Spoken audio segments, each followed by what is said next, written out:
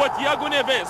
بدأت الهجمات، بدأ التوهج الأزرق والموج الأزرق للاندفاع للأمام. كرة ملعوبة إلى نيفيز، ويلي هامسون محاولة افتتاح التسجيل، والهدف الأول يأتي، والهدف الأول يأتي.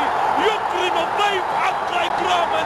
الهلال من البداية متوهج، ولما لا يتوهج وكل هذه الجماهير حاضرة. إريك جاريث من خلق توليفة فيها قمة الاحترافية حاضرة أمامنا الآن، يبدع ويرسم البسمة الأولى للجماهير الهلالية الكبيرة الحاضرة اليوم في حوار بين جاريث وبين رينهارد ستيمف مساعد جاريث. لاحظ المحاولة الماضية، دويتو بين السامبا البرازيلية تياغو نيفيز وبين السويدي ويلي هامسون، واللمسة الأخيرة في الشباك، اللمسة الأخيرة في الشباك من جانب ويلي هامسون. هداف بالدرجة الأولى، لاعب مهاري بالدرجة الأولى، إبداع متواصل، والهلال يواصل عزف أجمل